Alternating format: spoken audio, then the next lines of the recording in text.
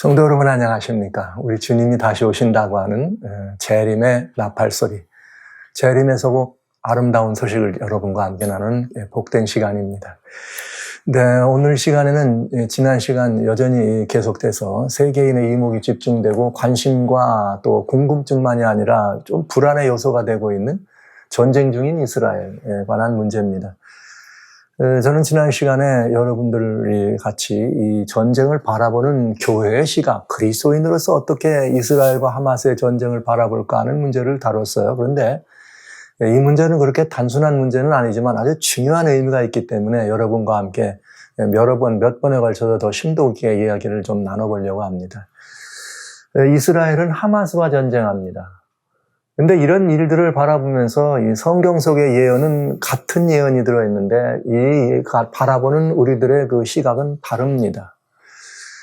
그러면서 이 교회 안에 지금 이 현재 저희는 여러분들에게 그저 좀 마음이 부담이 되지만 교회 안에는 이스라엘은 하마스와 싸우는 것처럼 교회는 세대주의와의 전쟁이 필요하다, 이런 말씀을 좀 드리기를 원합니다. 근데 아주 기묘한 얘기가 되겠어요. 그래서 지난 시간과 이어서 마찬가지로 이 문제를 좀 다루는데, 성경이 교회가 제가 하마스와 이 세대주의와 싸운다 그랬지만 이 성경이 이 세대주의와의 전쟁이 일어나고 있는 거죠. 왜냐하면 세대주의가 말하고 있는 성경의 해석이 성경이 원래 말하고 있는 해석과는 상당히 많은 유격이 있다고 하는 것입니다. 그래서 그 사실들을 여러분들에게 밝혀야 되기 때문에 제가 교회가 세대주의와 전쟁을 한다, 성경이 세대주의와 전쟁을 한다, 이런 표현을 쓴 것입니다. 왜 그러냐면 우리가 그저 성경을 바라보는 우리의 안목과 시각이 조금 다른 거고, 달라서 뭐 큰 우리들의 구원과 신앙을 해나가는 여러 가지 일에서 어려움이 없다면 그건 괜찮은 거죠. 좀 각기 좀 더 주님을 더 잘 변증해 보길 원하는 것이니까요. 그런데 만약에 이 잘못된 이 서로 다른 이 해석이 그 결과에 있어서 굉장히 치명적인 그런 결과를 가지고 온다면 이건 대단히 중요한 문제가 되는 것이죠. 그래서 예를 들면 세대주의가 말하고 있는 70일의 성경 예언, 그 다음에 그 안에 마지막 한 일회가 들어있는 한 일회 속에서 나온 7년 대환난이라고 하는 그런 이야기, 그리고 성도들은 환난 중에 휴거가 된다고 하는 이야기, 그리고 또 오늘날 이 하마스와 이스라엘 사이에 일어나는 이 곡과 마곡의 전쟁이 반드시 있는데 그 전쟁이 언제 있느냐, 뭐 이런 것들. 그 다음에 또 연결되어서 제3성전이 이루어지는데 이스라엘은 제3성전을 회복해야 되는데 그거를 막기 위한 또 여러 가지 이런 그 반대, 이런 세력들이 있다, 뭐 이렇게 해석하는 세대주의 해석들이 말하는 제3성전. 그 다음에 천년왕국. 예수님이 성도들을 휴거시킨 다음에 7년 대환난이 있고, 대환난 끝에 이게 전 3년, 후 3년 환난 끝에 예수님이 지상재림을 한다. 그래서 이곳에서 이제 이스라엘이 구약에 했던 그런 이렇게 송아지를 제사로 드리는 이런 문제들이 실제적인 제사 제도가 다시 성립이 되면서 예수님과 함께 1000년 동안 왕국이 이루어진다, 뭐 이런 이야기들. 지금 제가 단순하게 얘기했지만 여러분이 들으시면서도 성경의 좀 이 내용들이 좀 뭔가 여러분들의 궁금함이 많이 유발되는 사실입니다. 그래서 이런 문제들을 앞으로 계속 다뤄야 되거든요. 그래서 오늘은 이제 지난 시간에 이어서 이스라엘이라고 하는 이 존재가, 구약 성경에 이스라엘이 있었고 신약에는 교회가 있었는데 신약의 교회는 이스라엘이 아니다, 이런 문제들을 이제 세대주의가 얘기하고, 이스라엘은 이제 새로 구약의 그 이스라엘이 그대로 다시 회복된다, 이런 말을 하는 거죠. 그래서 여러분과 같이 참 이스라엘이 무엇인가, 이스라엘의 선택과 사명과 하나님께서 그들을 통해 이루어져야 될 이 모든 것들을 돌아보는 시간을 지난 시간 가졌어요. 그러니까 이스라엘이라고 뭐 혈통적으로 구약의 나라를 구성한 이스라엘이라고 진짜 그들이 다 이스라엘이냐? 그렇지 않다. 말씀대로 표면적인 이스라엘이 아니고 이면적 이스라엘이 이스라엘이다. 그것처럼 주님께서는 그 이스라엘에게 십자가 이후에는 다른 새 언약을 주시면서 주님께서는 원래 하나님이 이스라엘을 선택하시고 가셨던 그 뜻을 개성하도록 하신 것입니다. 그것이 신약의 교회라고 하는 것이죠. 그래서 이 교회를 통해서 우리는 심령에 거듭난 사람, 즉 표면적 이스라엘이 아니고 이면적 이스라엘인 것처럼 마음에 할례 받는, 즉 심령의 거듭남을 경험한 이 하나님의 백성들이 이제 동일한 부름을 받은, 선택받은 이스라엘로서 구약의 이스라엘의 그 모든 것들을 그대로 참 이스라엘을 말하는 거예요. 계승해서 신약에 와서 제왕 같은 제사장으로 마지막 이 성서 예언의 마지막 시대까지를 이루어가야 될 사명 있는 존재라는 것을 보았어요. 그러나 이제 그런 의미를 이해하면서 이스라엘과 하마스의 전쟁은 그럼 이제 이렇게 궁금한, 그렇다면 지금 이 전쟁이 말이야 세대주의 해석하는 것처럼 곡과 마곡의 전쟁으로 이어지고 이스라엘 알리야를 주장하는 뭐 회복, 고토 회복으로 돌아온 이스라엘에 대한 전쟁이 아닐까, 이런 마음들을 가지고 해석을 하니까 이 문제에 대해서 여러분과 또 나눠봐야 될 것 같아요. 그것이 이제 세대주의와의 전쟁의 기본이니까 여러분 나눠보면서 지속해서 이 문제를 다루도록 합니다. 지난 시간에는 성경을 많이 읽었어요. 많이 보느라고 시간을 좀 많이 여러분과 이렇게 되셨는데, 여러분 때로는 하나님의 말씀을 우리가 살필 때 더 많은 시간과 이런 이 심령의 그런 성령님의 인도하심이 요청된다는 걸 꼭 기억해 주시면서 오늘 이 문제를 좀 풀어보도록 합니다. 이스라엘의 전쟁이 그러면 어디로 가야 될까? 앞으로 이제 방향에 관한 문제죠. 그럼 여기서도 분명해지는 걸 여러분들이 이제 세대주의 해석과 성경이 말하고 있는 예언이 어떻게 다른가를 오늘 또 보시게 되겠습니다. 보시죠. 저는 이번에 일어난 이 전쟁을 마태복음 24장에 예수님이 민족이 민족을, 나라가 나라를 대적하여 일어나는 이런 전쟁으로 단순한 그런 의미로 이해해야 된다. 왜냐하면 이 전쟁의 배경은 이스라엘의 회복을 위한 그런 전쟁이나 이런 의미가 아니고, 여기 예수님이 말씀하신 이것은 예수님의 재림을 위해서 주님께서 준비하는 전쟁이기 때문에 그렇습니다. 자, 그래서 이 문제들을 저희가 살펴보기 위해서 전쟁이라고 하는 것에 대한 근본적 이해가 필요해요. 물론 하나님께서 모든 전쟁은 하나님께 속한 것이라 하나님께서 그 모든 전쟁을 주관하시는 것이지만, 근본 배후에는 또 다른 이 배후가 있다. 그건 뭐냐면, 여러 이런 것 살펴볼 수 있습니다만, 로마서 1장에 보면 이런 말이 있어요. 여기 하나님을 대적하는 사람들, 하나님, 거기 28절로 31절에 저희가 마음에 하나님 두기를 싫어하면 하나님께서 저희를 상실한 마음대로 버려두셔서 합당치 못한 일을 하게 하셨다. 그러니까 마음에 하나님 두기를 싫어하는 사람들, 그게 이제 옛날에 이방이다 이런 표현을 썼어요. 이방이다. 그러나 이스라엘이라고 하는 보통 표면적 이스라엘도 이제는 지금 똑같은 거죠. 혈통으로는 이스라엘이지만 마음에 하나님 두기를 싫어하는 똑같은 이야기예요. 이제는 여기 구분이 없는 거죠. 그 사람들이 무엇에 가득 차 있느냐면 모든 불의, 추악, 탐욕, 악의가 가득하고 시기, 살인과 분쟁과 사기, 악독이 가득한 자의 수군수, 이렇게 되어 있어요. 그러니까 하나님을 마음에 두지 않고 하나님이 없는 사람들은, 즉 말하자면 이스라엘이라면 표면적 이스라엘, 마음에 하나님 없는 존재들이죠. 그런가 하면 소위 옛날에 이방이었던 아직 하나님을 영접지 않은 사람들, 그냥 원래 하나님 없는 사람들은 살인과 분쟁, 근본적인 살인과 다툼과 모든 전쟁들은 사실은 어떤 그 발언의 근원이 있는가 하면 탐욕과 악의로서 이런 이 시샘으로서 이런 일이 있다는 것을 우리가 염두에 두는 거죠. 그러면 이런 일들을 조장하는 세력에 우리는 성경적으로 뭐라 그래요?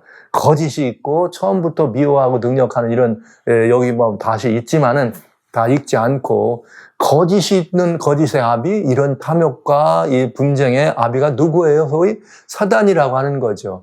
그러면 성경은 말이죠, 뭐라고 되어 있는가? 이런 모든 것들이 악한 일이다. 이것들은 우리들이 다 부정한 것이기 때문에 하나님께 속한 것이 아니라는 거예요. 그럼 하나님께 속한 것이 아니라는 기준이 뭐예요? 그 기준이 바로 하나님의 뭡니까? 계명이죠. 그래서 이 구약 이스라엘은 돌판에 새긴 계명을 가진 백성이 있어요. 그들이 구약 당시에도 늘 왜 미움을 받았느냐면 이 계명을 가진 사람들이 살인하지 말라, 이렇게 우상 숭배하지 말라. 그러니까 주변으로부터 이 시기도 받을 뿐만 아니라 그 핍박의 대상이 된 것이죠. 근데 구약 백성들은 뭐예요? 하나님께서 돌비에다가 십계명을 줬기 때문에 사단이 미워하는 그런 존재일 수밖에 없는 것이죠. 그럼 신약 백성은 뭐냐? 하나님의 계명을 이때는 어떻게 된 거예요? 돌비에 줬으니까 돌비를 가지고 있는 그 나라, 그 백성들이 핍박의 대상이었는데 이제는 하나님의 계명을 그날 이후에는 어디에 새겼어요? 마음에 새긴 백성들이 있어요. 사단은 이들을 싫어해요. 이유는 뭐예요? 왜? 악독하고 시기하고 분쟁과 다툼과 전쟁이 있고 말이죠. 이 사람들을 살인하고 이게 사단의 일인데 그 사단이 뭘 제일 미워하겠어요? 계명을 싫어하겠죠. 그러니까 계명을 가진 백성들이 미워하는 거죠. 그래서 히브리서 8장 9절로 10절 지난 시간에도 봤습니다만 그날 이후에는 왜 이런 일이 필요했는가? 열조 구약 이스라엘입니다. 이스라엘 사람들이 애굽 땅에서 인도해내던 날에 저희와 세운 언약과 같지 아니하도다. 저희는 내 언약 안에 머물러 있지 아니하므로. 그러니까 하나님은 이 언약이라고 하는 십계명이라고 하는 이것을 이스라엘 백성들에게 주었지만은 이 백성들이 그 언약 안에 머물러 있지 않았다 이거죠. 그래서 결국 하나님께서 할 수 없이 이제는 뭐 하는 거예요? 새로운 언약을 세우는데 이제는 돌판에 새긴 언약을 주지 않고 마음의 언약을 새겨주면서 그들이 내 참 이스라엘이 되겠다. 내 백성이 되겠다. 이렇게 얘기한 거예요. 그래서 주께서 가라사대 그날 후에 내가 이스라엘을 집으로 세울 언약이 이것인데 내 법을 저희 생각과 마음에 두고 이제는 나는 저희에게 하나님이 되고 저희는 내게 백성이 된다. 그러니까 구약 당시는 돌판에 새겨놓은 십계명을 가진 이가 하나님의 백성이요 내 소유된 백성이었는데 이제는 예수님 그날 이후 십자가 이후에는 마음에 하나님의 계명을 새긴 하나님의 법을 새긴 그들이 뭐예요? 이면적 즉 이 심령의 이 거듭남을 경험한 표면적인 이스라엘이 아니라 이면적 이스라엘 참 이스라엘이에요. 남은 자란 얘기죠. 그러니까 사단은 계명을 싫어해요. 이 계명을 왜? 사단이 잘못된다는 것이 거기에 들어있으니까 그렇게 하면 안 된다는 게 들어있으니까 그러면 계명이 싫어하는데 그런데 이 마지막 때는 보시죠. 계시록 12장 17절에 용이 여자에게 분노하여 돌아가서 이 여자는 성경은 창세기 3장 5절에 여자여 그 다음에 이렇게 내가 저 뱀과는 원수가 되고 이렇게 하죠. 여자와 이렇게 뱀에게 너는 여자와 원수가 되고 여자의 후손이 너와 원수가 돼서 여자의 후손은 내 머리를 상할 거다. 그래서 뱀은 늘 뭘 미워하는 거죠? 여자의 후손을 미워하게 돼 있어요. 참 여자의 후손의 상징이 누굽니까? 예수 그리스도. 그러니까 이 여자라고 하는 말은 하나님의 친 백성들을 말하는 것입니다. 하나님의 이제 구약으로 말하는 친 이스라엘을 말하는 거죠. 그들을 통해서 메시아가 오게 하고 이제 신약 시대에도 또 여자가 남아 있어요. 여자는 누구예요? 예수의 증거를 가진 하나님 백성들. 그래서 뱀은 사단이고 용은 사단인데 용은 누구를 싫어하느냐? 여자를 싫어해요. 왜 그러냐? 여자라는 말을 또 여자의 남은 자손 같은 말이죠. 여자나 여자의 남은 자손 같은 말이에요. 그 이유는 하나님의 계명을 지키고 예수의 증거를 가졌기 때문입니다.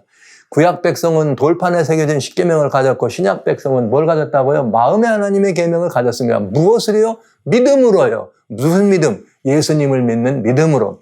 그래서 마지막 시대의 참 백성들은 계시록 14장 12절에 성도들의 인내가 여기 있다. 저는 하나님의 계명과 예수 믿음을 지키는 자이라. 예수 믿음을 지킨다는 말은 예수님을 믿음으로 예수님의 뭘 갖는 거예요? 증거를. 왜? 계명의 목표가 어디 있는가? 여러분 이런 말 들어보셨죠? 하나님 말씀 로마서 13장 10절에 보면은 사랑하라 그러면서 사랑은 이 모든 율법의 뭐다? 완성이다. 근데 그 사랑의 완성이라고 할 때 그럼 사랑의 근거가 어디 있느냐? 그러면 로마서 10장 4절에는 예수 그리스도는 모든 믿는 자에게 뭐예요? 율법에 뭐가 된다? 마침이 되는. 모든 믿는 자를 의롭다 하고 율법에 뭐가 된다? 마침, 목표요, 완성이란 말이에요. 그러니까 예수님이 보여주신 사랑이에요. 그러니까 계명은 뭘로 우리를 끌어들여야 되는가? 예수님의 놀라우신 이 증거, 여기로 우리를 끌어가는 것입니다. 그러니까 사실 구약 백성들도 하나님의 계명을 가진 사람들이 전부 뭘 의했냐면 메시아에게로 시선을 집중한 것이에요. 그게 히브리서 11장 이야기고요. 그러니까 여러분 우리는 이 하나님의 계명이 마음에 새겨진다는 말은 예수님을 믿음으로 영접할 때 새겨지는 얘기가 되겠습니다. 그래서 하나님의 계명과 예수 믿음을 지키는 자를 사단은 뭐예요? 미워하죠. 왜요? 사단은 하나님의 계명을 미워해요. 왜? 자신이 가지고 있고 자신이 첫째는 경배받아야 되는데 하나님에는 다른 신 섬기지 말라고 하니까 계명을 싫어하고 또 사단은 자기의 정신을 사람들에게 넣어가지고 말이죠. 시기와 질투와 또 사망, 사람을 죽게 하고 살인과 여러 가지 다양한 그런 이 불법한 일들을 저지르게 하는 것이 사단인데, 계명이 있는 한 사단은 그 모든 걸 이길 수가 없잖아요. 그러니까 사단은 하나님의 계명을 미워해. 그리고 사단은 뭘 미워하느냐? 사단은 예수님의 증거를 미워해. 왜? 사단이 그렇게 해서 인류를 그렇게 죄로 끌어가고 다 죄의 사망에 죽게 했지만, 예수님이 오셔서 우리를 다 용서하시고 죄값을 갚으시고 용서가 이루어지고 하나님 앞에서 새 생명을 얻은 새로운 생명으로 하나님의 친백성으로 우리를 불렀거든요. 그러니까 이 예수님의 증거를 가진 사람들이라고 하는 여자의 남은 자손이 있으니까 그들을 어떻게 하는 거예요? 증거를 보기를 원치 않는 거죠. 예수의 증거가 있는 한 사단은 아무것도 아닌 존재입니다. 왜? 주님이 이기셨으니까요. 여러분 계시록 12장 10절에 내가 이제는 말이죠, 주님의 나라와 권세와 그 모든 것들이 이뤘으니 예수님이 구원이 어떻게 다 이루었다. 주님이 뭐 하셨으니? 이기셨으니. 이렇게 돼 있어요. 그러니까 예수의 증거를 사단은 미워합니다. 그러면 하나님의 계명과 예수의 증거는 어디에 있습니까? 어디에 있느냐? 하나님의 계명과 예수의 증거는 사람들의 어디에 있어요? 마음에 있어. 신약 백성은 어디에 가지고 있어요? 이건 이 심령의 계명을 새겼으니까. 그러니까 예수의 증거를 가진 백성, 하나님의 계명을 마음에 품은 백성을 미워하겠죠. 그러나 실제 그 마음에 품은 것만 아니라 가시적으로 아직도 누구는 이 구약 이스라엘은 및 예수님을 영접진 않았지만 하나님의 계명을 가지고 있어요. 그러니까 여러분 이 구약 이스라엘 하나님을 가지고 여전히 계명했으니까 그 백성들은 여전히 미움의 대상이 될 수밖에 없는 것입니다. 그리고 당연히 두 번째는 누가 미움의 대상이에요? 그리스도인들이 미움의 대상이 되는 거예요. 그러니까 성도 여러분, 우리가 뭘 봐야 되느냐면 이런 모든 일들이 선악의 대쟁투라고 하는 이런 측면에서 이 문제들을 살필 때, 선악의 대쟁투라는 측면에서 이 문제들을 살필 때에 우리가 봐야 될 것이 있습니다. 그것은 뭐냐? 하나님의 계명을 미워하는 사단이 계명을 가진 존재들을 어떻게 한다? 없애려고 할 거다. 근데 그 계명을 가진 존재가, 유대인들은 뭘 가지고 있어요? 계명은 가졌지만 예수의 증거는 없지만 계명을 가진 사람들입니다. 그러니까 더 미운 존재는 누구예요? 그리스도인이죠. 그들은 하나님의 계명을 마음에 품고 뭘 가지고 있어요? 그 예수의 증거를 가졌으니까.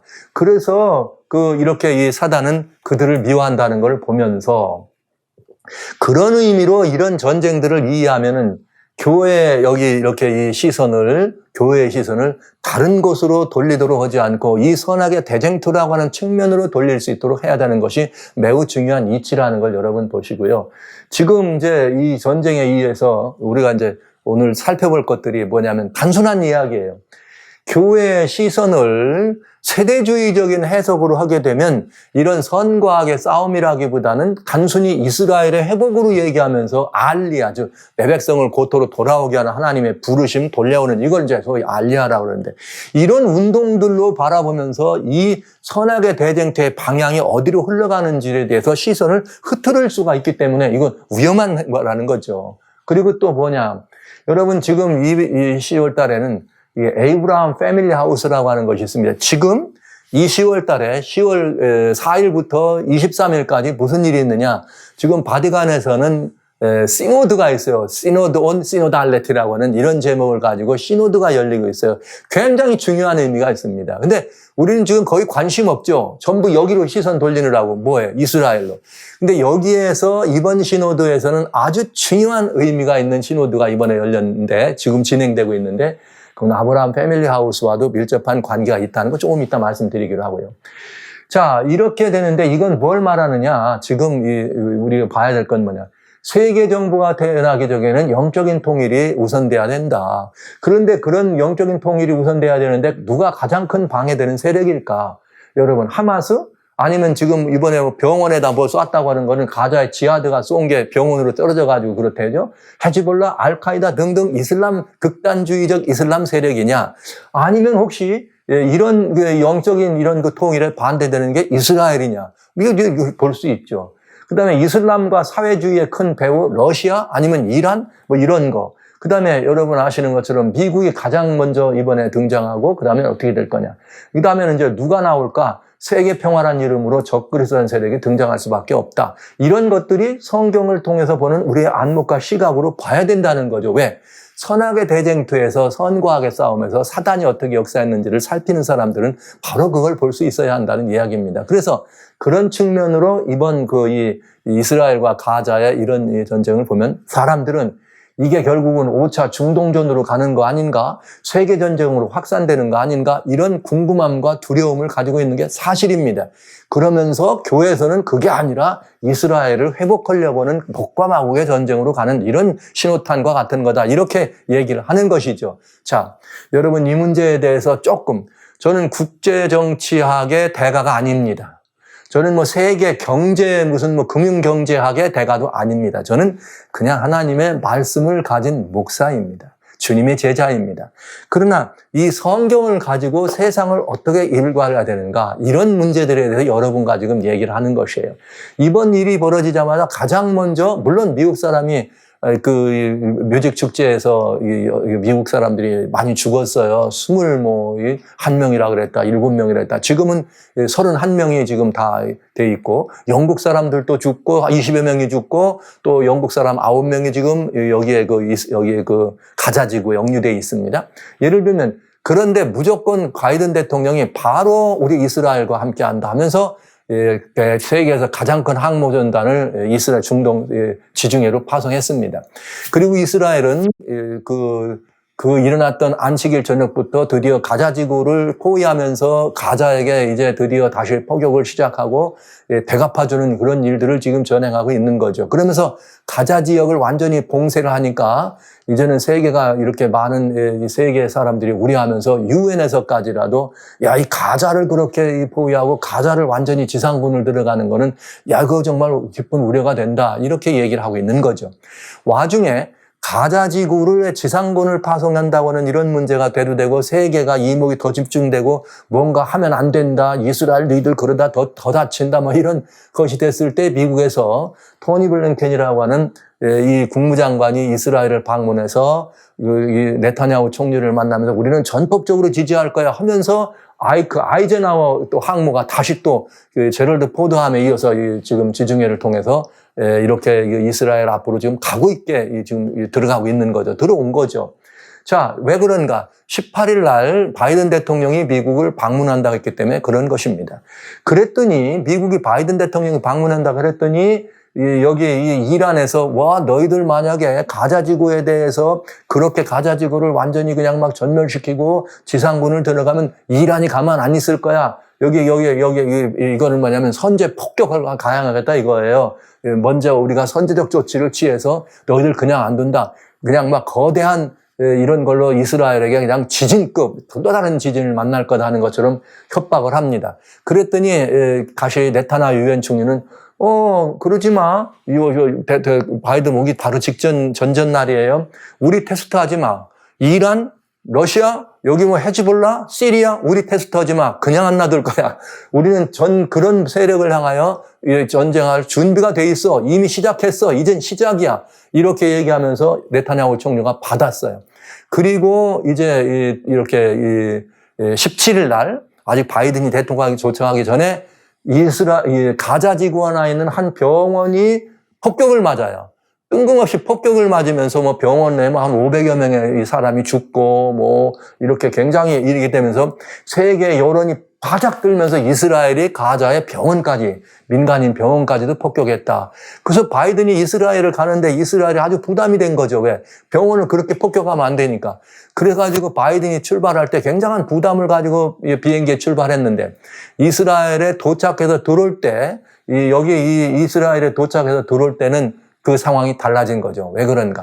세계에, 말하자면 하마스를 편들어주는 세계의 많은 저항 운동가들이나 아니면 하마스 자체나 또 주변 이슬람 세력에서는, 이스라엘이 말이야 병원까지 폭격해가지고 무고한 민간인을 500여 명 죽게 만들었다.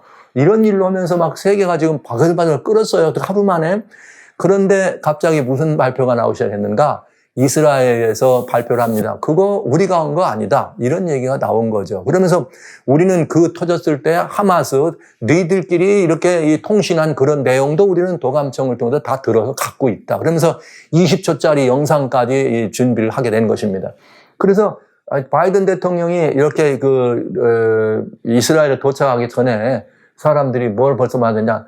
종합적으로 정보들을 다 이렇게 분석해 봤더니, 이번 그 가자 병원에서 터진 건 이스라엘이 한 것이 아니다. 이런 얘기들이 이제 매체를 통해서도 보도되기 시작합니다. 그리고 바이든 대통령이 이제 드디어 도착합니다. 도착하면서 맨 먼저 뭘 했느냐. 바이든이, 그거, 이스라엘이 책임이 없어. 이스라엘이 한 게 아니야. 아마도 내 내용에 따르면은 가자 안에는 지금 하마스 세력이 있는가 하면 또 지하드라고 하는 저항 세력이 또 있습니다. 지하드 더 저항 세력이 병원 근방에서 로켓포를 쐈는데 이 쏜 것이 잘못돼가지고 병원으로 떨어졌다는 거예요. 그 통신하는 내용 속에 그런 얘기가 들어있는 것을 이제 내놓게 된 거죠.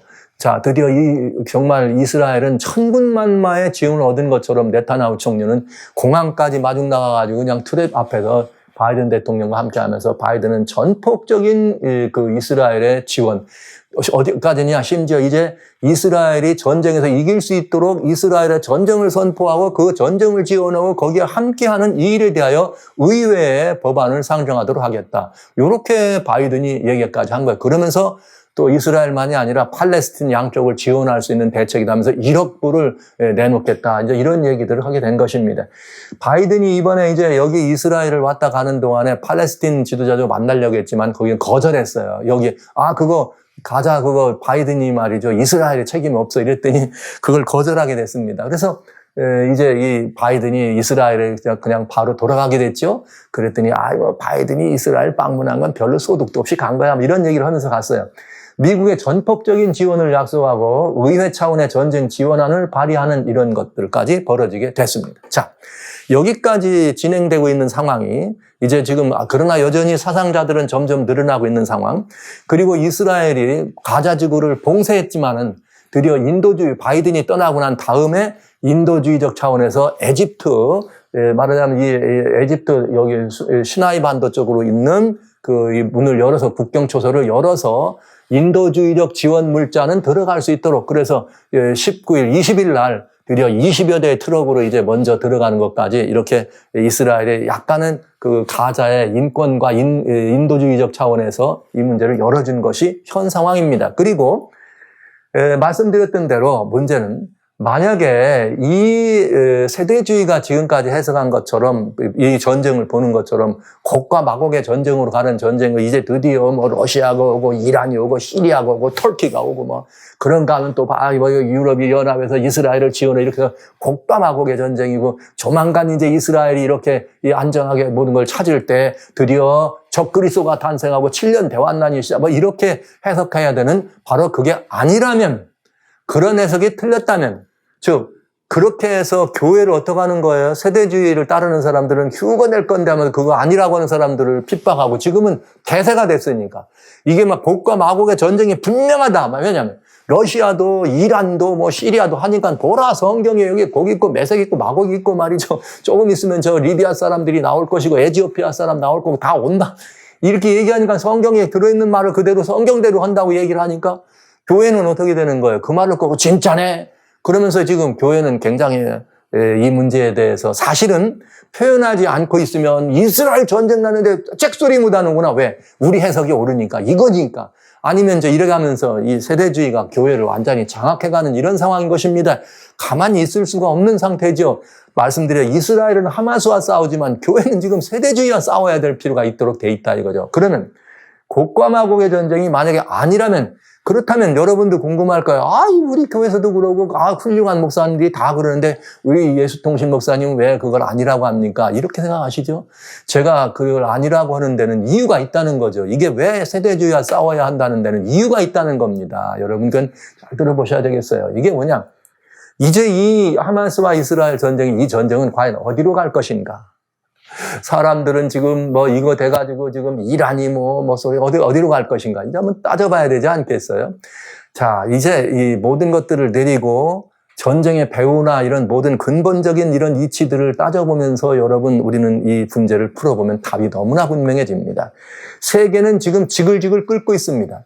더워서만 세계가 끓는 것이 아니라 나라와 나라들이 민족과 민족이 종교와 종교 간의 갈등과 분쟁들에 대해서 예전 어느 때도 늘 이런 일이 있어 왔지만 이제는 정말 천연 환경의 그런 막 대재난까지 겹쳐가지고 말이죠. 이젠 여름 지나가면서 더위 가고 홍수 가니까 말이죠. 또 지진 지나고 더위가 홍수 난다니까 이 가을 들어가지고 무슨 일이 벌어지는 거 이제는 또 이런 전쟁으로 또 이렇게 사람들의 마음을 이렇게 불안하게 하고 전 세계를 이런 그야말로 이 용광로 같이 들끓는 도가니로 끌어갑니다. 이런 것들은 다 뭘 필요로 하느냐, 여러분.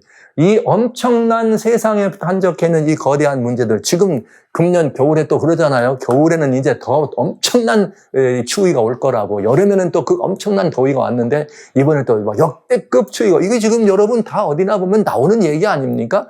그런데 이게 지금 이스라엘에 저렇게 전쟁이 있는데 지금 거기서 뭐 북한제 무기가 나왔느니 그런데 또 한국이 또 무기를 대주 이러면서 굉장한 얘기를 하는 거예요, 여러분. 세계가 아주 드글드글 끓는데 빠짐없이 이 엄청난 문제를 풀어줄 누군가를 기다리지 않겠어요? 이대로 가면 인류가 말이죠, 멸망할지도 모른다. 인류가 다 어떻게 될지 모른다고 이렇게 생각하고 그런 것 때문에 걱정하는데 이렇게 되면 정말 다 걱정하지 않겠어요? 그럼 누군가를 기다린다. 그런데 이 누군가를 그냥 단순히 심플하게 그래서 적그리스도인가?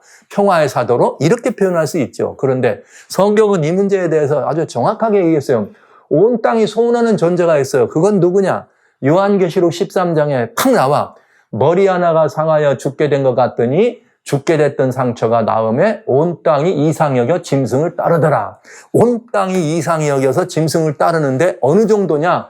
누가 용에게 경배, 이게 지금 용에게 경배하면서 짐승을 따르는데 이 사람을, 이 존재를 따르는데 누가 감히 이와 더불어 싸우겠느냐? 그러니까 그야말로 무소불위의 최고의 지상권을 확보한 한 세력이 있다는 거죠. 한 짐승으로 묘사됐지만은. 근데 보니까 머리 하나가 상하여 죽게 됐다니까 이 짐승은 원래는 머리가 어떻다는 거예요? 여러 개 있다는 거죠. 요한계시록 하나님 말씀 계시록 13장인데 여기 1절에 이렇게 됐어요. 내가 보니 바다에서 한 짐승이 나오는데 뿔이 열이요 머리가 7이라. 맞네. 여기 열이가 7이나 여러 머리 중에 하나가 상해서 이 짐승이 머리가 상하면 죽게 되잖아요. 죽은 것 같더니 아주 죽지 않네. 살아나네. 그런데 이 머리가 무슨 머리냐? 2절에 보면은 내가 본 짐승은 표범과 같은데 발은 곰에 발랐고 입은 사자의 같다. 그러니까 머리는 무슨 모양이에요? 사자의 머리다. 답이 분명해져요. 그러면 우리는 이 사자의 머리와 하성되는 이 짐승이 누군가? 저는 여러 번 요한계시록과 재난에 대해서 서곡에 대해서 이 문제에 대해서 말씀을 드렸기 때문에 그저 달리 여기 온 땅이 여겨서 이 세력을 따르고 온 땅이 그를 이상히 여겨서 따르고 무소불위의 권세와 이것을 가질 세력이 탄생한다. 그 세력이 1000년 이상의 중세에 이렇게 장악하고 지상권을 얘기했던 타락한 기독교였다. 타락한 기독교. 그 교권주의의 상징이었던 그런 타락한 기독교를 통해서 세계를 장악해왔던 바로 그 세력이다. 그러나 그가 1800년대 기점으로 해서 이제 드디어 다 세력을 잃었지만 다시 금색이 들어가지고 어떻게 된다? 요한 바오로 2세부터 새로운 이 세계에 굉장한 영향력을 가진 이 존재로 부상하는 것을 보게 됩니다. 그래서 온 땅이 그를 이상히 여겨 그를 따르더라 했던 첫 번째 짐승으로 묘사된 요한계시록에 나오는 두 짐승 가운데 첫째 짐승은 저는 말할 것도 없이 이 바티칸의 총수요, 소위 기독교의 스스로 대표라고 생각할 수 있는 그런 총수요, 현재는 그런 교권을 장악하고 있는 분이 누구예요? 프란체스코 왕이다 하는 것을 말씀드리지 않을 수가 없습니다. 그렇다면 여러분 참 이상하죠? 아니 모든 일이 있을 때마다 여러분 코비드 때도 아니면 러시아가 우크라이나에 들어갈 때도 나자마자 여기서 뻘떡 나와가지고 어떻게 해요? 하지 말란 말이야. 조용히 하란 말이야. 그러고 또 코로나가 나오니까 그냥 막 세계인들이 기도하라 그러고 이런 일들을 하신 분입니다. 그런데 이제 이런 일들을 이미 여러분들 우리는 뭐가 문제냐면 금방 잊어버려. 금방 무슨 일만 앞에 나오면 그냥 요전 건 다 잊어버리기 때문에 이 일이 무슨 일인지를 모른다는 거죠. 자, 한번 따져봐야 되겠습니다. 자, 여러분 그렇게 세계인들이 원해서 온 땅이 여겨서 이 이상이 그냥 죽게 된 상처가 나은 새로운 세력이 있었다. 그 죽게 된 상처가 2015년에 드디어 이 파리 회의, 그 COP21이라는 파리 회의 때부터 세계를 장악하는 역사가 완전히 드러났다고 하는 말을 사자머리가 이렇게 났다는 말을 한번 드렸습니다. 여러 번 드렸기 때문에 제가 반복하지 않는데, 그렇다면 이 권세가, 이 세력이 무슨 일을 할 것이냐, 여러분 알 수 있잖아요. 이미 2015년부터 여기 나와 있는 이 지금 바티칸의 총수는 뭘 말했느냐? 라우다도시, 그가 제시한 해법입니다. 이 세상에 열화와 같이 끓는다. 여러분, 이스라엘이 이런 일이 있기 전에 2015년 이전에 이미 이스라엘은 중동에 4차 전쟁까지 있었습니다. 그러니까 맨날 할 때마다 세대주의는 곡감하고기다. 곡감하고 4번이나 했잖아요. 이번에 그래 4번. 러시아가 우크라이나에 들어가니까 요거 알리아에다 이스라엘 사람 고토로 회복하려고 하는 곡감하고의 전쟁의 시작이다. 또 난리 났었잖아요. 이번에 또 이러니까, 이거 또 곡감하고기다. 이렇게 얘기하면서 이 교회에 참 하나님의 백성들의 시선이 전부 그렇게 끌려간다면 우리는 다시 오시는 주님의 재림을 볼 수 없는 치명적 이 상처를 입게 된다는 것이죠. 보시죠. 이분이 뭘 제시했어요? 온 땅이 이상히 여겨 죽게 된 상처가 나오니까 상처가 나왔는데 온 땅이 이상히 여겨 그를 따르더라 했더니 이분이 제시한 인류에 산적한 모든 문제들에 대한 해답이 뭡니까? 라우다도시라고 하는 가르침입니다. 라우다도시라고 하는 가르침.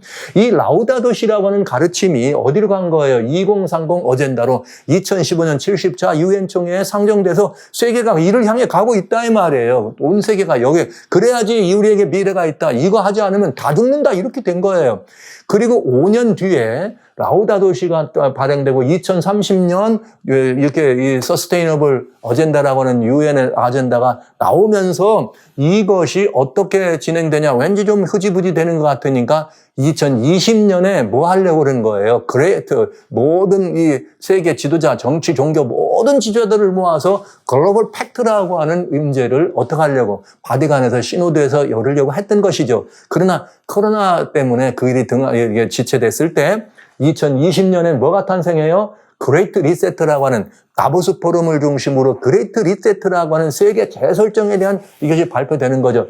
2030 어젠다는 곧 그레이트 리세트고요. 또 2030 어젠다는 미국에서는 그린 뉴 딜 정책이 나가면서 민주당을 중심으로 해서 지속적으로 지금 해가려고 하는 이 운동이 바로 그 운동이라는 거죠. 자, 그래서 이 문제들이 지금 이미 말씀드린 것처럼 금년까지 차곡차곡 진행돼서 이제는 그 식량 문제가 생기면 미국에서 테이블 리셋 해야 된다. 드디어 기후 이렇게 탄소 발생을 줄여야 되니까 카본 풋프린트 해가지고 카본 트래킹을 이렇게 탄소 발생하는 것들을 트래킹해서 전화 앱에다 깔도록 해서 모든 사람들을 카본 트래킹하는 그걸 앱을 깔아라. 15분 시티를 장려하고 그다음에 또 뭐 하는 거예요? 2025년에는 이 굉장한 팬데믹이 오는데 디지즈 X 이것도 나중에 말씀드릴 거예요. 그렇게 나오는데 백신 준비되고 맞아야 된다. 마스크 뭐 알아서 써라. 그리고 금년에 뭐까지? CBDC 디지털 화폐까지 이제 드디어 완전히 거의 완성된 단계에 있는데 이게 지금 10월 이전 사이 아닙니까? 이렇게 왔는데 이런 문제가 터지게 된 거죠. 자, 이 일을 위해서 2020년부터 이런 다보스 포럼에서 그레이트 리셋이 되기 위해서는 뭘 한 거예요? 2019년도에 말이죠. 무슨 일이 벌어져요? 이벤트 200일이라고 하는 이런 행사를 시뮬레이션을 통해서 하다가 곧 뭐가 온 거예요? 이것이 코로나 바이러스로 전 세계를 뒤덮으면서 뭐가 된 겁니까? 제1차 팬데믹이죠. 코로나 팬데믹 1차 코로나 팬데믹. 그런가 하면은 금년에는 무슨 일을 벌였어요? 작년에 무슨 일이 벌였느냐? 여기 작년에는 또 여기 두 번째 또 그 이벤트 251이 브뤼셀에서 열리면서 뭘 한 거예요? 2025년도에는 새로운 팬데믹이 어마어마한 팬데믹이 온다. 어마어마한 팬데믹이 오니까 준비하라. 하고 있는 차에 지금 금년에 우리는 코비드, 플루, RSV 이것도 비슷한 건 전부가 다 호흡기와 또 기관지와 관련되어 있는 그런 종류의 이 바이러스들이 아직도 세계를 팽배하게 하면서 드디어 25년에 올 수 있는 디지즈 X라고 하는 이 팬데믹이 어떨까? 우리는 과연 이 다음번 팬데믹에 대해 준비가 됐는가? 이 다시 오는 팬데믹은 사람들을 말이야 한 5천만 이상의 사람들이 다 죽을 건데 어마어마한 팬데믹 준비가 되느냐? 요렇게 하고 있는 찰나 아닙니까? 거의 이제 그 예상대로 된 거잖아요. 그레이트 리셋이 가려고 준비되는 거기에 간 거 아닙니까? 그랬는데 여러분 한번 보시죠. 처음에 1차 팬데믹이 왔을 때, 이 코로나 팬데믹이 와가지고 세계가 그냥 완전히 꽁꽁 얼어붙어, 경제도 얼어붙고 다 얼어붙어가지고 팬데믹 이제는 1년 지나가지고 이제는 팬데믹이 끝날까 했는데 갑자기 러시아가 우크라이나를 쳐들어가가지고 이런 일을 벌였습니다. 근데 참 이상하죠. 팬데믹 때는 전 세계가 똘똘 뭉쳐가지고 그걸 막는다고 이제 이렇게 하고 세계 통제가 가능한 것을 보여줬습니다. 그런데 러시아가 우크라이나를 들어간 순간적으로 어떻게 됐어요? 서방 세계가 완전히 하나가 된 거죠. 미국과 EU를 중심으로 우크라이나를 돕는 이걸로 완전히 하나가 돼서 이 유럽 세계가 완전히 두 쪽 나는 것 같은 그런 모습을 보여주게 됐어요. 그리고 그 결과는 팬데믹 이후 그다음에 러시아의 우크라이나 침공 이후에 세계는 어디로 가는 거예요? 완전히 급상승하는 인플레이션으로 작년 후반기부터는 완전히 22년 후반기부터는 세계가 인플레이션에 시달리게 된 것입니다. 고도 인플레이션. 그러면서 인플레이션에 대해서 이것을 해결을 하는 이런 여러 가지 다양한 제스처가 나오면서 드디어 2023년 금년 예상대로에 이거는 작년도의 작년도인데 23년에 이렇게 될 거라고 예측했던 것이 그대로 되면서 뭐예요? 글로벌 이코노미가 세계의 경제가 픽스트 글로벌 이코노미. 어떻게 세계 경제를 잘 이렇게 고쳐서 하나로 잘 안정되게 할 것이냐.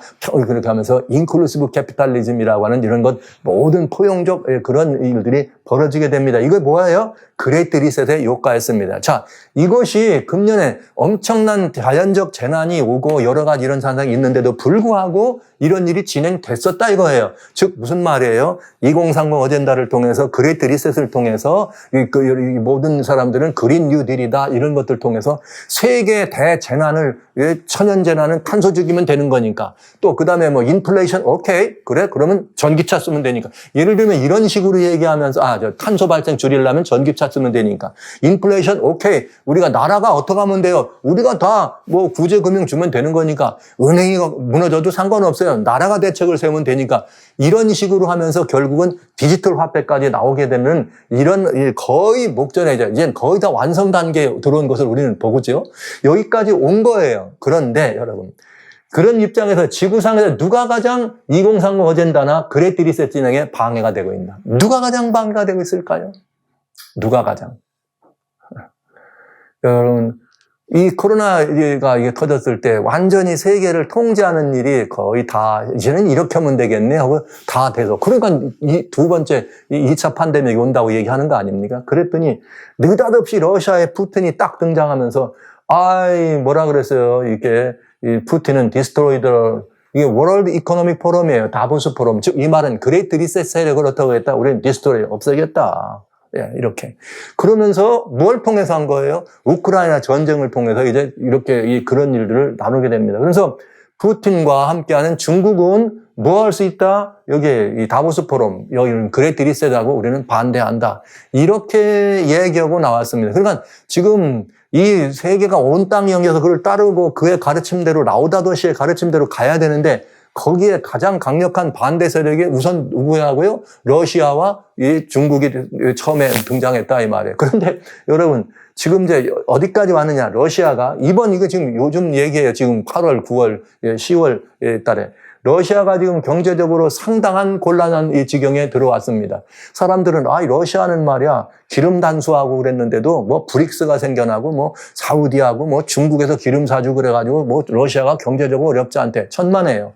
지금 이미 여기에 러시아의 경제가 완전히 이제 이 파탄 지경이 있다는 거를 세계의 이 경제는 보고 있는 거죠. 왜? 여기 푸틴이 바로 러시아의 경제 상황을 푸틴의 전쟁을 통해 환율이나 이런 것들 보시면 아시지만 완전히 지금 망치고 있다. 여러분 그러면 다음엔 누가 망가져야 되죠? 중국 아니에요?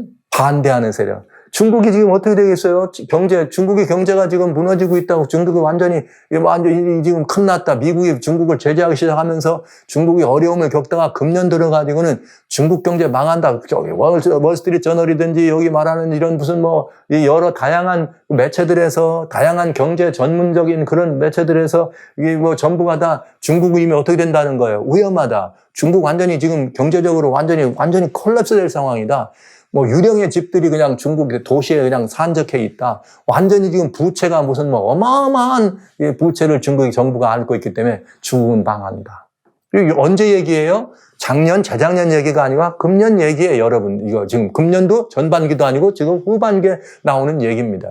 지금 그러면 여러분, 누가 가장 이 모든 일을 진행해 나가는 데 있어서 방해되는 적대 세력인가 하는 것을 여러분 아실 수가 있어요. 그리고 그들이 또 왜 어떻게 그렇게 등장했다가 이런 일을 겪나. 그러던 차에 하마스가 이스라엘을 공격합니다. 자, 근데 하마스가 이스라엘을 공격했는데 여러분, 바이든이 우리는 말이야 이스라엘과 함께 할 거야 하면서 이스라엘 방문하면서 전폭적으로 이스라엘을 지원하고 의회 차원에서까지 이스라엘을 지원한다고 하네요. 이렇게 되면 또 무슨 문제가 생길까? 여러분, 바이든 대통령이 이렇게 이스라엘을 간 날 러시아의 푸틴과 중국의 시진핑이 같이 만납니다. 지금 뭐 하는 거냐? 경제적으로 두 나라가 지금 코 빠진 나라들이에요. 완전히 코 빠진 나라들이 오죽 러시아가 힘들면 그 조그만 나라 북한한테 전쟁 물자 대달라고 이 북한 포탄 갖다 지금 쏘고 있잖아요. 지금 여기까지 러시아가 떨어진 거예요. 자, 그러면 여러분 짐작할 수 있는 거죠. 그래, 중국도 완전히 지금 1대1로 해가지고 완전히 세계 시장 돈 벌었다가 완전히 지금 중국 경제가 파탄하게 생기니까 푸틴이 가가지고 야, 너 1대1로 정말 멋있는 거야. 이렇게 얘기하면서 칭찬하고 둘이 만났어.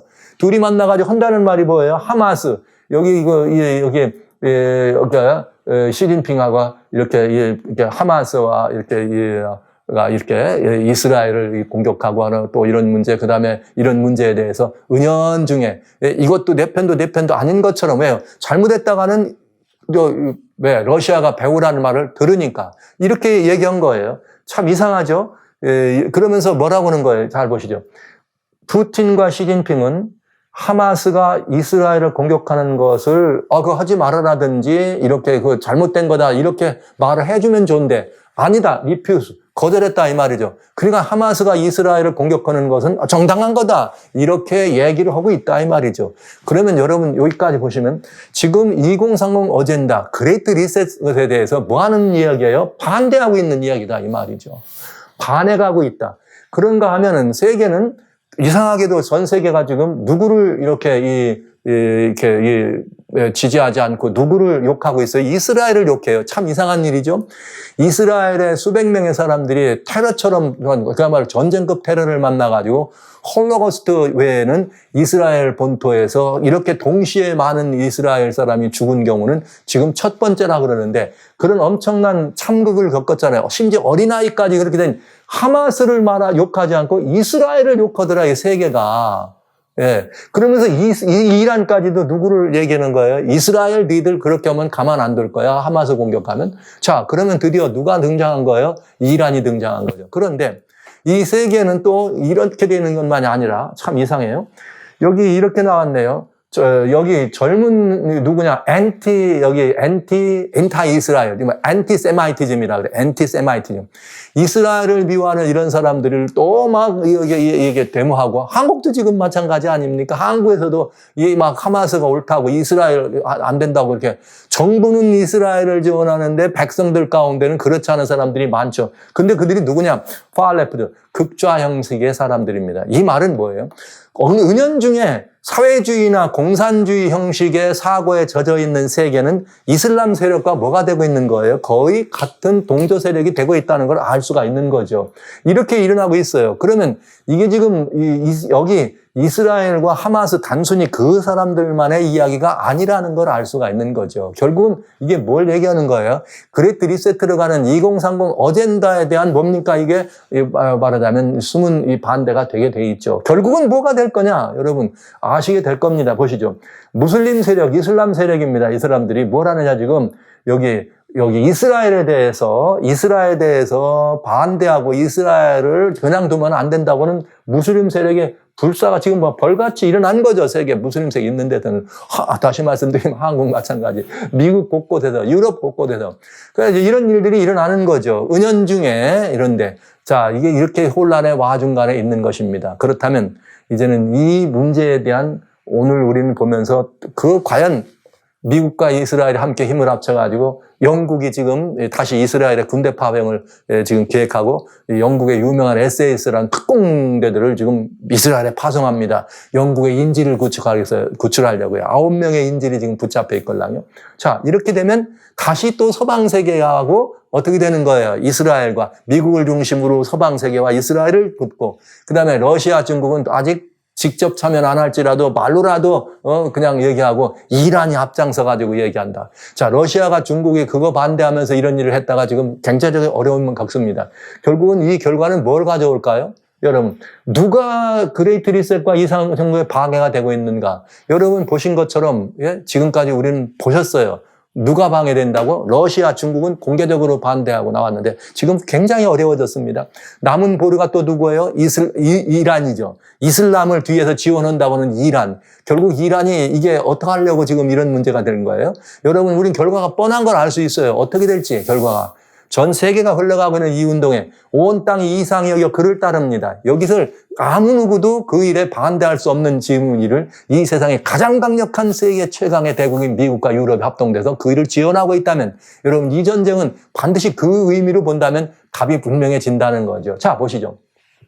결국은 이번에 이런 일들을 통해서 일어나는 이것을 만약에 세대주의적인 해석으로 본다면 재림의 징조를 막는 결과를 가져가게 되는 것입니다. 그런데 여러분, 재림의 징조를 막으려고 하는 가장 근본주의는 누구냐? 사단이죠. 왜요? 사단은 예수님이 오시면 안 돼. 사단은 예수님이 오시는 걸 가지고 사람들이 준비하면 안 돼. 모두가 다 예수님 재림을 준비하지 않고 예수 재림이 무슨 예수 재림? 예수 재림 하기 전에 말이야. 우리는 다 휴거되니까 준비할 거 없어. 이 세상 이런 식으로 얘기가 되면서 아무도 준비하지 않다가 결국은 사단의 이 전략에 다 넘어가게 되지 않겠어요? 세계를 어떻게 하려고는 하나 되게 해서 사단이 경배받기 위한 거기에 넘어가지 않겠어요? 그러면 사단은 뭐예요? 재림의 징조를 막아야 되는 것이 사단의 일이에요. 그런데 만약에 재림의 징조를 막는 비결이 있다면 그걸 어떻게 하면 돼요? 재림의 징조를 활용하는 거죠. 즉 무슨 일이냐? 예를 들어서 여기 이렇게 어마어마한 재앙이 있다. 그러면 예수님 재림 직전에 처처에 지진이 있고 처처에 기근이 있다면 뭐라고 하면 돼요? 지진 그거 징조가 아니야. 뭐예요? 그거 음모론자들 말하는 것처럼 그거 말이야. 이 인공적으로 발생한 지진이야. 그거 말이지. 탄소 발생을 인해 가지고 세계가 이렇게 흔들리고 있는 거야. 탄소 줄이면 돼. 줄이는 일로 다 어떡하라고? 합동하라고. 자, 이게 무슨 말이에요? 재림의 징조를 활용하는 거죠. 자, 보세요. 지진과 재난이 막 일어나잖아요. 그러면 그런 환경 문제는 뭐 때문에 그렇다? 탄소 발생 때문에 그렇다. 앞으로 탄소 많이 발생시키는 사람들 그냥 안 둘 거야? 최재하는 거죠. 그러면서 그건 뭐가 되는 거야? 이렇게 되면 재림의 징조가 아닌 거죠. 전쟁이 일으키면서 어떡합니까? 많이 이곳에서 저곳에서 나라와 민족이 민족을 예수님 말씀하셨잖아요. 일어날 거라고. 근데 사단은 그걸 이용하는 거죠. 그런 것들을 전쟁을 하면서 이 세계가 평화로워야 돼. 세계가 평화를 원하는 걸로 갈구하게 돼. 뭐 하기 위해서? 온 땅이 이상히 여겨서 그를 따르도록 하는 세력을 뭐 해야 돼? 탄생시켜야 안 됩니까? 그러기 위해서는 전쟁을 이용할 수밖에 없는 거죠. 자, 기근이라는 말은 여러분 우리가 물론 자연재해나 전쟁을 많이 하면 기근은 당연히 일어나게 돼 있습니다. 그러나 그 당연히 일어나는 거지만 이런 기근이 말이에요. 일어나도 고도 이런 기근이 있는데 인플레이션 영향이 있죠. 이렇게 되면 이런 고도의 기근이 있을 때 이걸 활용하는 거죠. 이렇게 돼가지고 말이죠. 인플레이션 올라가고 식량값이 올라가고 그러면은 뭐 하면 된다? 우리가 식량 공급하는 라인을 우리가 통제하겠다. 그러면 뭐가 되는 거예요? 테이블 리셋. 말씀 이미 드렸습니다. 이렇게 되는 사단이 쓰게 되는 아주 재림의 징조를 다 사단이 자기를 어떻게 하도록 하는 경배하게 하고 자기를 이렇게 중심으로 세계의 이목을 끌면서 누가 이 짐승과 싸우려 여기로 끌어가는데 아주 그대로 재림의 징조를 쓴단 말이에요. 그 다음에 하나가 뭐냐? 미혹. 첫째는, 미혹의 첫째는 뭐냐? 교회 안의 미혹입니다. 그 미혹은 뭐냐? 에이, 교회는 다녀. 예수님을 믿는다고는 하지만은 예수님 재림 오는 거는 멀었어. 아직도 오시려면 멀었어. 이거 재림의 징조야. 준비해야 돼. 그럼 무슨 준비? 그 다음에 뭐 하면 돼요? 아, 이거 재난은 무슨 재난? 그리스도인은 휴거되는데. 이렇게 얘기하면 교회는 어떻게 되는 거예요? 아무런 재림을 위한 대비를 못하게 되는 거죠. 그래서 제가 세대주의가 위험하다고 하는 거예요. 재림을 위하여, 재림의 징조가 아니라 전쟁과 이런 것들을 징조로 보지 않고 곡감하고의 징조니까 이스라엘 회복으로. 여기도 재림은 얘기합니다. 그러나 그 재림을 얘기하면서 성서적 재림의 의미가 아닌 거죠. 이제, 그래서 재림을 이용해서 재림을 준비를 못하게 한다는 말. 이게 참 아이러니한 일이지만 무슨 미혹이에요? 교회 안의 미혹. 교회 밖의 미혹은 뭡니까? 다양한 전쟁이나 이런 것들이 일어나고 기근이 있으니까 와우, 사람들의 말이야 자유와 평등을 위해서, 인권을 위해서, 공평한 소득재 분배를 통해서 말이야 사람들을 다 이게 같이 살아야지, 더불어 잘 살아, 이런 일을 한다는 거죠. 세계 평등, 평화, 안정을 위한 대안을 뭐 하는 거예요? 제시하는 거죠. 그 대안을 제시하면서 뭐가 되는 거예요? 우리 다 어려운 시절인데 하나가 되자. 온 땅이 이상히 여겨 짐승을 따르더라. 이 세력을 중심으로 뭘 하는 거야? 하나 되자, 이 말이죠. 그게 바로 세계를 통합하는 통합입니다. 뭐가 되는 거예요? 하나의 종교, 하나의 정부, 하나의 금융경제 시스템으로 가는 것이에요. 이걸 위해서 인클루시브 캐피탈리즘이 탄생한 것이고, 금융경제를 위해서 하나의 정부를 위해서 글로벌리스트들이 말한 글로벌 정부 다보스 포럼을 통한 그레이트 리세트가 오는 거고요. 그 다음에 이 일이 오기 전에는 이미 유엔에서는 뭐라고 그랬느냐? 하나의 정부가 서려면은 먼저 영적인 통합이 필요하다. 영적인 통합이 필요하다는 건 뭐예요? 종교가 하나 돼야 된다는 거죠. 그러니까 세계가 하나 되는 데는 뭐가 우선이다? 종교 통합이 우선이다. 왜? 종교라고 하는 것이 이게 제일 다루기 어렵고 복잡하거든요. 그런데 여러분, 금년 10월에 에이브라함 패밀리 하우스라고 하는 것이 원래 의미가 있습니다. 그러나 에이브라함 패밀리 하우스는 2019년에 휴먼 프래터니티에서 이거 이제 하나여자에서 여기에 뭐예요? 여기에 유대 종교나 기독교나 이슬람 종교를 상징적으로 아부다비에다 이렇게 해가지고 하나의 이런 시스템으로 하자. 그렇게 집을 짓기 시작했습니다. 그래서 금년 23년 3월 1일 날 공식적으로 다 완성이 돼서 오픈을 했어요. 아부다비 사는 사람들은 누구든지 여기 올 수 있도록 열었습니다. 그러나 아직 뭐는 하지 않았어요. 이게 어마어마한 사건이잖아요. 이 사건이 완성돼서 여기가 세계적인 종교 통합의 가시적인 형상으로 뜨려면은 아직 건물만 완성됐다고 되는 것이 아니라 이것을 진행할 수 있는 영적인 정신적 통합이 돼야 되잖아요. 이걸 위해서 기대했던 것이 뭐냐? 이걸 위해서 기대했던 것. 아직 세계적 무언은 열리지 않았다. 출범식. 이것이 만약에 건물만 됐다고 되는 게 아니다, 이 말이죠. 여러분, 혈통적 유대인이 아니라 했던 말씀 드렸어요. 그것처럼 겉모습만 이렇게 교회만 지었다고 통합되는 것은 아니다, 이거예요.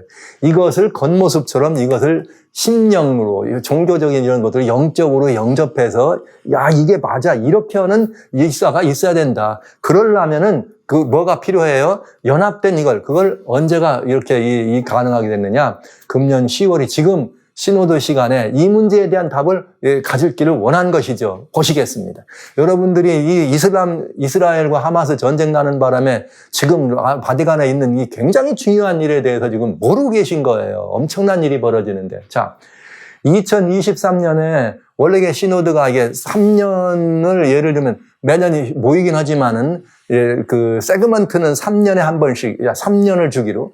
자, 2021년에 23년 금년의 시노드는 뭐냐면 제목이 뭐냐면은 여기에 이렇게 이게 금년 9월 달에 나온 거예요. 2023년 시노드는 언제 이루어지느냐? 10월 이제 여기 이렇게 3일부터 이렇게 3일부터 10월 4일부터 23일까지.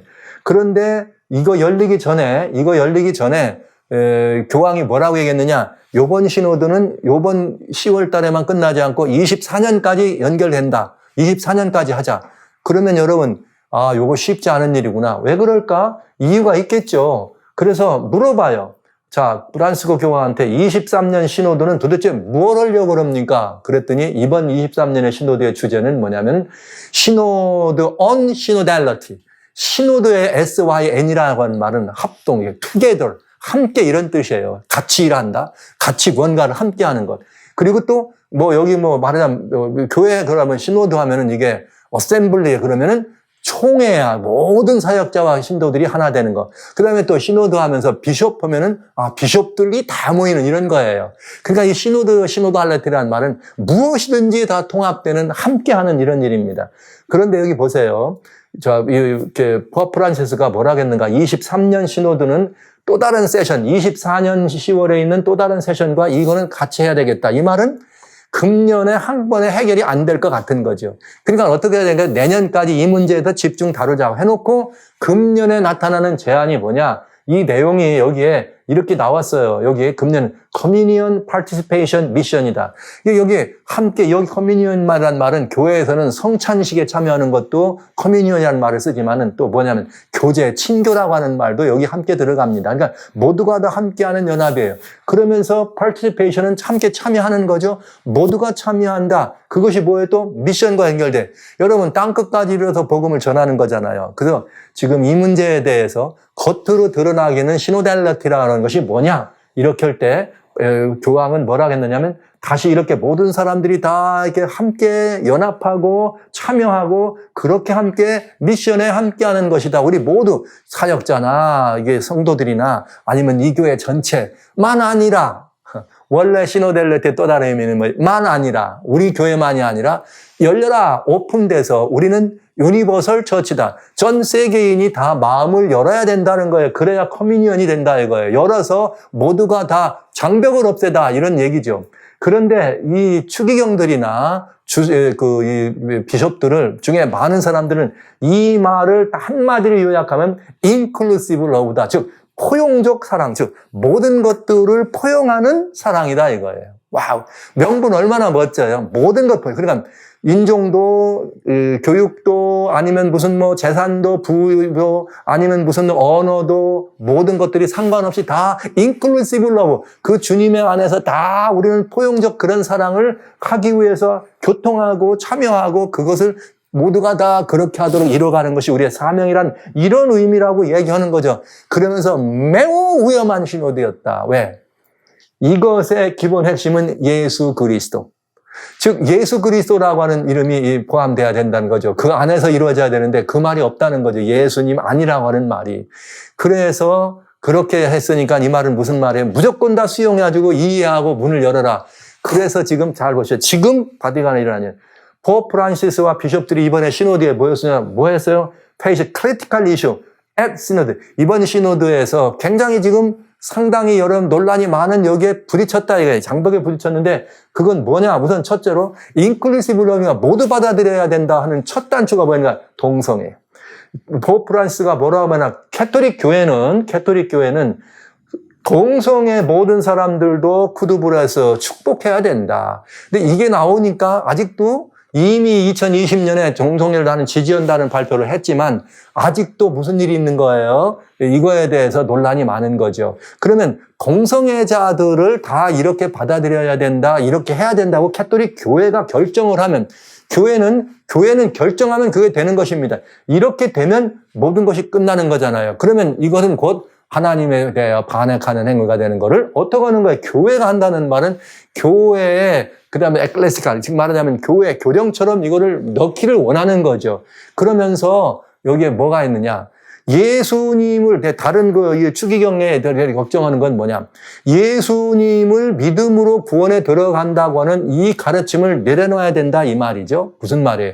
무엇든지 믿으면 구원에 들어간다고 하는 다원론적 구원의 이런 모든 것들이 이 안에 포함되는 게 인클루시브 이렇게 이 러브라고 하는 이 포용적 사랑이라고 하는 바로 시노달리티라고 하는 여기에 핵심 이슈라고 한 것입니다. 그런데 먼저 그것을 선행적인 동성애부터 나온 거죠, 여러분.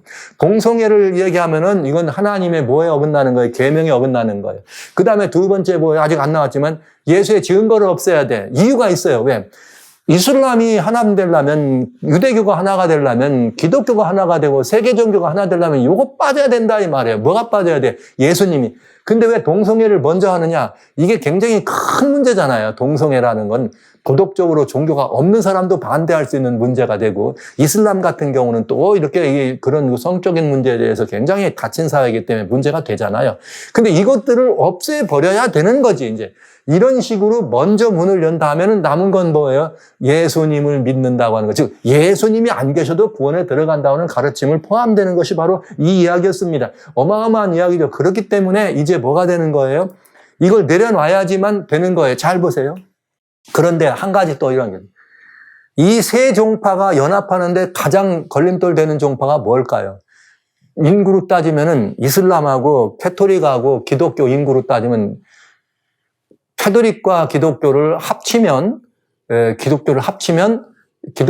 소위 기독교가 많지만 따로따로 떼면 이슬람이 가장 많습니다.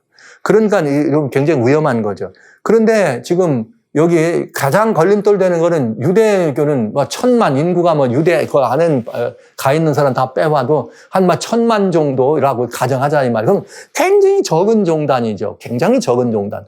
그런데 가장 걸림돌이 누가 될까요? 유대가 가장 걸림돌이 되는 거죠. 그러니까 여러분 잘 생각해 보시면 너무나 답이 분명해집니다. 아, 세계 종교로 하나 되는 상징적 엠블렘을 아브라함 패밀리 하우스로 하려고 했는데, 이걸 하기 위해서는 먼저 뭐가 보양되나? 교리적 수정이 선행돼야 된다 이 말이에요. 교리적 수정. 즉 예수님이 있어서 구원, 반드시 예수님을 내려놓기만 하면 유대교도 이슬람도 기독교도 다 어떻게 되는 거예요? 하나가 될 수가 있는 거예요. 뭐만 내려놓으면? 예수님만 내려놓으면. 왜요? 유대인들은 메시아로 예수님 인정 안 하고 있고, 이슬람은 예수님을 선지자로 믿고 있는데, 단지 기독교만 예수님인데 예수님만 내려놓으면 어떻게 되는 거예요? 하나 되는 거 너무 어렵지 않아. 그런데 이제 예수님만 내려놓는 거 어렵지 않느냐? 보편적인 인간의 지금 무신론자들도 동성애 그러면 다 소위 말하는 인권 얘기하는 그런 이 사회주의 공산주의 세력은 전부 그거 이 성적인 가장 물란한 게 사회주의 아닙니까? 공산주의. 그런 주체 사상하는 사람들. 그런 사람들 이렇게 가족 관계를 부정하니까요. 거기하고도 하나 될 수 있는 거죠. 그러니까 이 두 가지가 핵심이신데, 그걸 내려놓는 시노드가 지금 이번하고 24년까지 지금 하자 이렇게 얘기가 된 거다 이 말이죠. 내면의 이야기가. 자, 그러니까 대단히 중요한 거죠. 그런 찰나에 이 전쟁이 일어났으니까 여러분, 이 전쟁의 향방은 어디로 갈 것인가? 결국은 예언대로 간다면은 온 땅이 이상히 여겨 짐승을 따르는 거기에 굴복할 수밖에 없다. 그런데 왜 그동안은 무슨 일이 터지기만 하면 바티칸에서 먼저 총수가 나와서 그만해라 나오는데, 이번 하마스가 전쟁을 일으켰을 때는 아직도 그런 얘기 없네요. 비극과 참상은 훨씬 더 심한데, 어린아이까지 아직은 말이죠. 인간의 피상이 이렇게 늘어나는데도 거기에 아마 이렇게 이 침묵하고 있는 것은 의미가 있지 않겠어요? 여러분 보시죠. 오직 그리스도인만이 알 수 있는 징조가 있습니다. 늘 말씀드리지만 요한계시록 18장 2절에 보면은 흰 음성으로 가로되 천사가 무너졌다 큰 성 바벨론이야. 이 바벨론은 어떤 바벨론이냐? 귀신의 초소, 더러운 영, 종합한 가안에서 모이는 곳에 영적인 통합이에요. 거짓 영과 참 영이 아니라 거짓 영들끼리 다 뭉친다는 거죠. 참 영은 여기 뭉칠 이유가 없죠.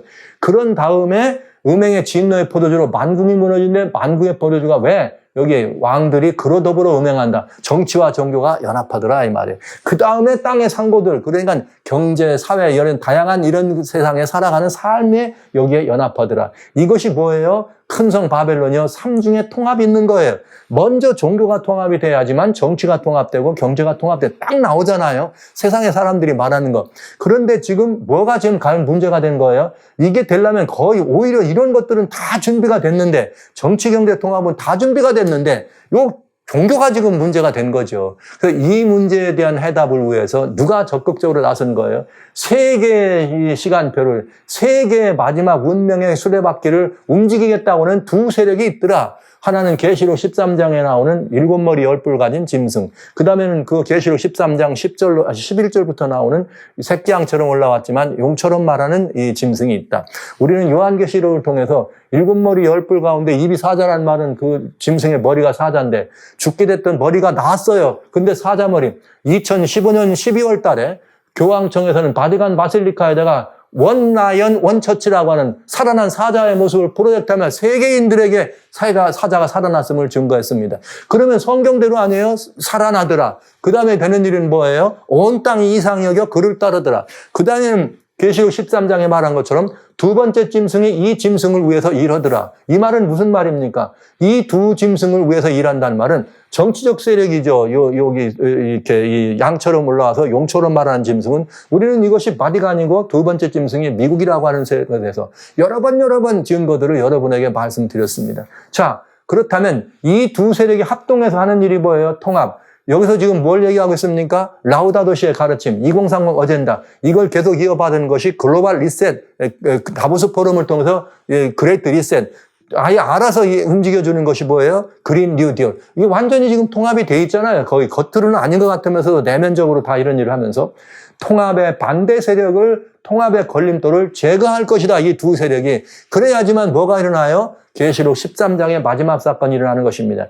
하나의 정부가 되고 하나의 종교가 되고 하나의 금융경제 시스템이 오게 되면은 그 다음에 뭐가 되는 거예요? 결국은 짐승의 우상이 세워지고 표를 강요하게 되는 일이 벌어지겠다. 그러니까 지금 우리는 이번 사건은 오히려 곡과 마곡에 가는 그런 것이 아니라 세계의 그레이트 파워, 이 글로벌 리세트를 세력으로 2030 어젠다 세력의 이 일을 진행해 나가는데 거기에 방해가 되는 걸림돌들을 하나씩 뭐 하는 거예요? 제거되고 있는 과정이라 이 말이죠.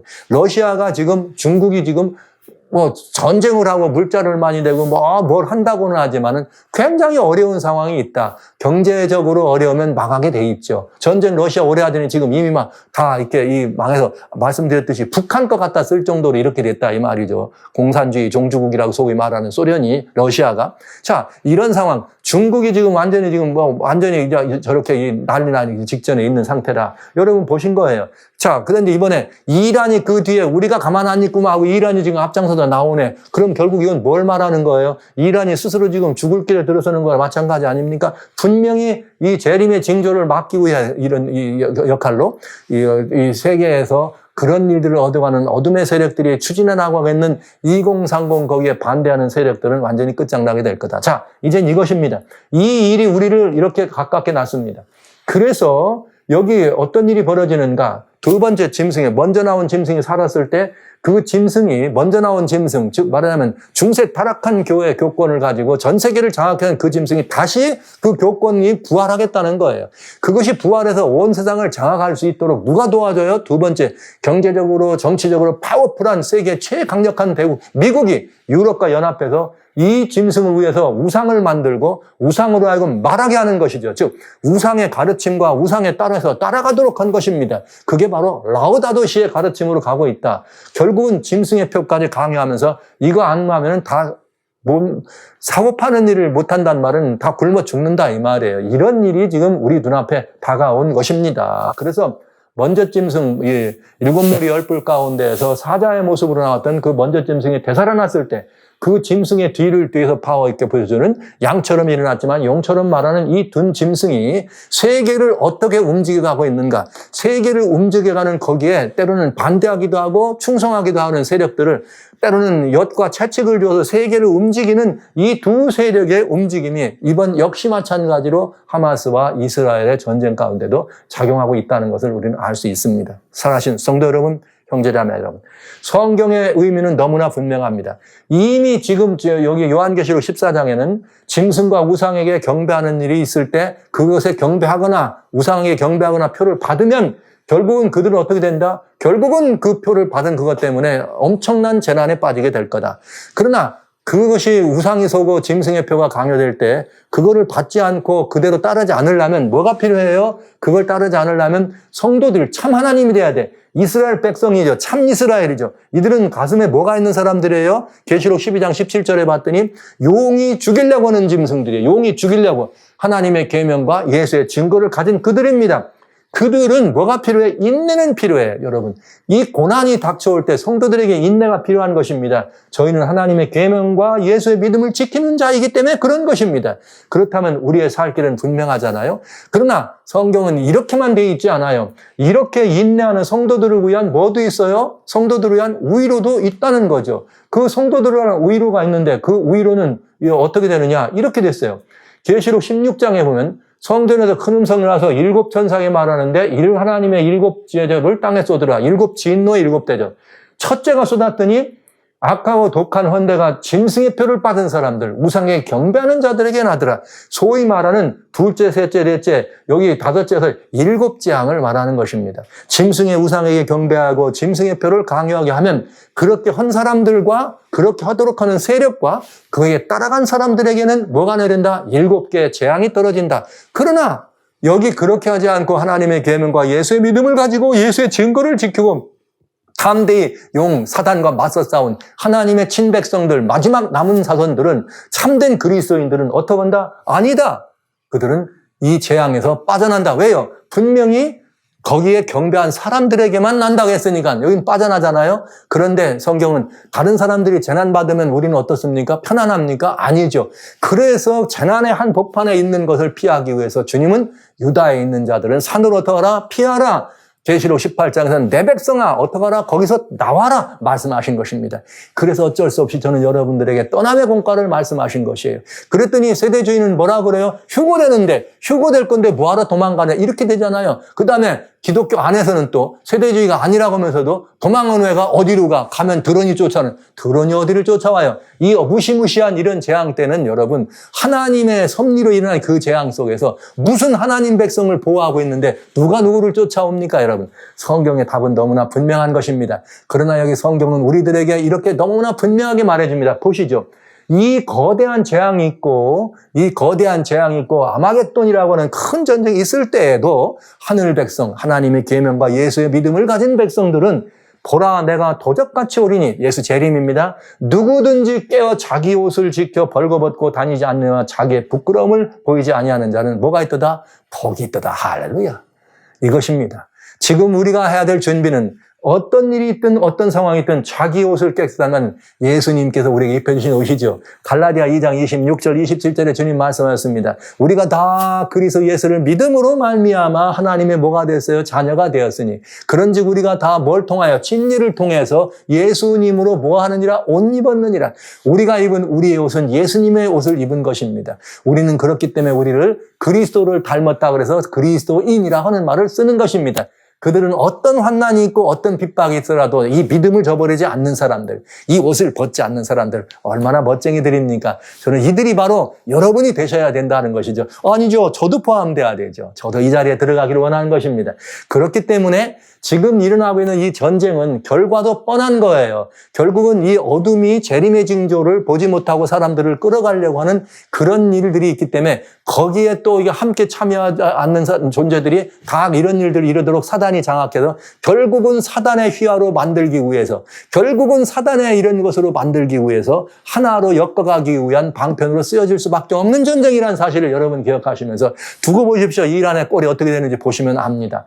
이 만족이 민족을, 나라가 나라를 대적하여 일어나는 바로 이 전쟁이다. 예수님의 재림이 가깝다고 하는 것을 보여주고 예수님의 재림을 촉진시키는 사단이 이렇게 말하자면 이 세계를 장악해가는 그런 전쟁이라는 사실을 여러분 보시면 되겠습니다. 우리는 할 일은 이것입니다. 이런 일이 되기를 시작하거든 일어나 머리를 들라. 사랑하시는 성도 여러분, 이제 여기 주신 주님의 권면의 말씀과 같이 여러분 우리가 다 이제 이 땅의 것들을 바라보면서 인간적 이해와 우리들의 그 철학적 관념, 그다음에 인간적 어떤 잘난 이런 것들에 빠져서 거기에 동요되지 마시고 하나님의 분명한 예언의 말씀이 일정표가 정확합니다. 이 일정표대로 우리가 따라서 우리의 마음을 이렇게 살펴보시면 되겠습니다. 그러면 우리의 마음을 하늘로 고정시킬 수가 있게 되겠죠. 살아신 성도 여러분, 온 땅이 이상히 여겨 그를 따르더라. 이 예언이 더 정확하게 성취되는 과정으로 지금 이것은 흘러가고 있다는 사실을 알아주시고요. 그렇다면 이 예언이 이렇게 흘러가고 있다면 조만간 부르닥칠 짐승의 표나 짐승의 우상이 있다는 사실을 기억하면서 우리는 참된 성도로서 어떤 일이 있더라도 조만간 도적같이 빨리 오실 예수님을 기다리면서 우리의 옷, 주님이 입혀주신 예수님의 옷을 영생의 옷이요 의의 옷입니다. 이사야 61장 10절은 그러므로 나는 여호와 하나님으로 인하여 기뻐하며 나의 하나님을 여호와 하나님으로 인하여 크게 즐거워하리니 이는 그가 내게 구원의 옷으로 내게 입히시고 의의 겉옷으로 내게 입히셨다. 얼마나 아름다우냐. 신부가 신랑을 위해서 이게 장식한 것. 또 신랑이 사모와 관대를 쓴 것처럼 아름다운 모습으로 우리들을 표현해 주신 것입니다. 우리는 어린 양의 누구예요? 신부들 아닙니까? 그러니까 신랑을 위해서 준비한 것처럼 우리의 옷을 잘 갖추는 것. 믿음으로 여기 성도들의 인내가 여기 있나니 어떤 일이 있더라도 하나님의 계명과 예수의 믿음을 지키는 사람들. 이 반열에 온 땅이 이상히 여겨 타락한 세력, 타락한 기독교의 종주였던 이런 세력들을 따라가고 세계가 다 하나로 엮여갈 때 아닙니다. 우리는 오로지 하나님밖에, 우리는 오로지 예수님밖에 없습니다라고 예수께로 우리의 시선을 고정시키는 자기 옷을 지켜 벌거벗음을 보고 수치를 당치 않는 하나님의 계명과 예수의 믿음을 가진 사람으로 여러분 주님 앞에 서시기를 당부하고 또 당부합니다. 그 일을 위해서 날마다의 삶이 준비하는 삶이 되주시기를 주의 이름으로 축원합니다.